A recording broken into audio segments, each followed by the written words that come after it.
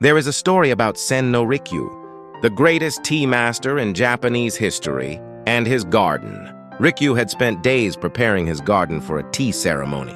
He swept every stone path, raked every inch of gravel, removed every fallen leaf. The garden was immaculate. Perfect. Then, just before his guests arrived, he walked to an old cherry tree at the garden's edge and shook it. Leaves fell. They scattered across the path he had just cleaned, landing in irregular patterns, settling where they chose. He looked at the garden. Now it was ready. This story is the whole of Wabi-Sabi in one image. Today we are going to talk about Wabi-Sabi, what it actually means, where it comes from, and why it might be the most quietly radical philosophy you have never fully understood. The word itself is a combination of two separate concepts. Wabi originally referred to the loneliness and simplicity of living in nature away from society, a kind of rustic solitude that, over centuries, came to be understood, not as poverty but as a particular kind of richness, the richness of the uncluttered, the unfinished, the unpolished. Sabi refers to the beauty of time, the quality that comes to objects as they age, the patina on old copper, the worn edges of a wooden floor that has been walked on for 100 years, the faded color of a textile that was once bright. Sabi is the visible record of time passing, and in Japanese aesthetics, that record is considered beautiful, not something to be hidden or reversed.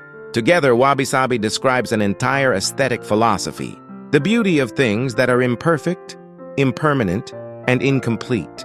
This is not an easy idea for most Western minds, because it runs directly against the grain of what we have been taught to value. We live in a culture of optimization, of upgrades and updates and improvements, of filters that smooth skin and algorithms that correct color, of renovation and renewal and the relentless replacement of anything that shows its age. Wabi-Sabi says, stop, look again. What you are trying to fix might be the most interesting thing about it. To understand where Wabi-Sabi comes from, you have to understand the Japanese tea ceremony, Chado, the way of tea, and specifically the revolution that Rikyu brought to it in the 16th century. Before Rikyu, the tea ceremony was associated with wealth and display. The most prized tea utensils were Chinese imports, elaborately decorated, formally beautiful, expensive. To host a tea ceremony was to demonstrate refinement through the quality of your objects. Rikyu rejected this entirely. He began using simple Japanese ceramic bowls, rough, hand-shaped, irregular. He designed tea rooms that were deliberately small and spare. He used utensils made from bamboo and rough clay rather than gold and lacquer. His guests were disturbed at first. Where was the beauty? Where were the fine objects? Rikyu's answer, given through his practice rather than his words, was here.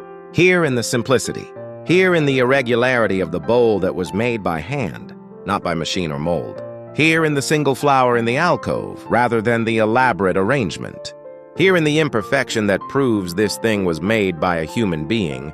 In a particular moment, that will not come again. Wabi-Sabi, as Rikyu practiced it, was not the absence of beauty. It was a reorientation of what beauty means, away from the ideal and toward the real, away from the perfect and toward the true. There is another practice directly connected to Wabi-Sabi that you may have heard of, Kintsugi.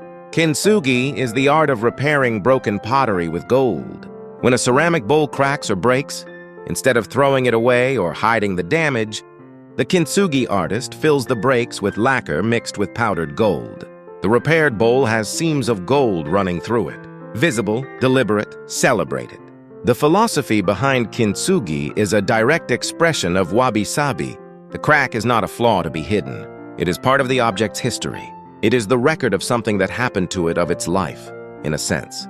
And that history, made visible and honored rather than concealed, makes the bowl more interesting, more meaningful, and in a particular way more beautiful than it was before it broke. Think about what this means applied to a human life. We spend enormous energy trying to hide our cracks, the difficult periods, the failures, the things that did not go the way we planned. We curate our presentations of ourselves, on social media, in conversation, in the stories. We tell to minimize the evidence of breakage and maximize the impression of wholeness. Kintsugi suggests the opposite approach. Your cracks are your history, the places where you broke and were repaired, where you went through something hard and came out the other side different. Those are not flaws. They are what make you specific. They are in the Wabi-Sabi sense where your beauty lives. This is not a call to perform suffering or to fetishize difficulty. It is something subtler, an invitation to stop treating your imperfections as problems to be solved and start treating them as aspects of your reality to be honestly acknowledged. Now let us talk about impermanence, because Wabi-Sabi is inseparable from it. The Japanese word for impermanence is mujo, and it is one of the foundational concepts in Japanese Buddhist thought. Nothing lasts. Every beautiful thing is in the process of fading. Every moment of joy will pass. Every object will eventually break or decay. For most of us, this is a source of anxiety. We resist impermanence. We try to preserve and protect and maintain. We take photographs to hold on to experiences that are already over. We restore and renovate to fight the evidence of time. Wabi-Sabi responds to impermanence differently, with acceptance and even appreciation. The cherry blossom is beautiful precisely because it falls. The moss on the stone is beautiful because it took decades to grow there. The worn edge of the wooden floor is beautiful because it carries the evidence of everyone who walked across it before you. When you accept impermanence, really accept it. Not just intellectually, but in your daily relationship with things and time, something shifts. The pressure to make everything permanent, to hold on to everything, to fix and preserve, and resist change, that pressure releases. And what is left is the thing itself in this moment as it actually is. That is what Rikyu was pointing at when he shook the cherry tree. The perfect garden was a human fantasy. The garden with fallen leaves was the garden as it actually existed, alive in time, in process. And that garden, the real one, was more beautiful than the perfect one could ever be. You can see Wabi-Sabi in Japanese architecture too. Traditional Japanese buildings are made of wood, paper, and bamboo materials that age, visibly, that respond to seasons, that carry the marks of weather and use. A room with walls slightly yellowed by years of tea smoke. A wooden veranda worn smooth by generations of bare feet. A stone garden path where moss has grown slowly into the gaps between rocks over decades. None of this is accidental. Japanese builders and craftspeople understood that the beauty of a space deepens with time. They built to age well, not to stay new. The goal was never to look finished. The goal was to become, over time, fully itself. This is the opposite of the modern renovation impulse. The urge to strip back, restore, and make everything look as if it just arrived. Western aesthetics often treat newness as the standard. Japanese aesthetics treat time as the artist.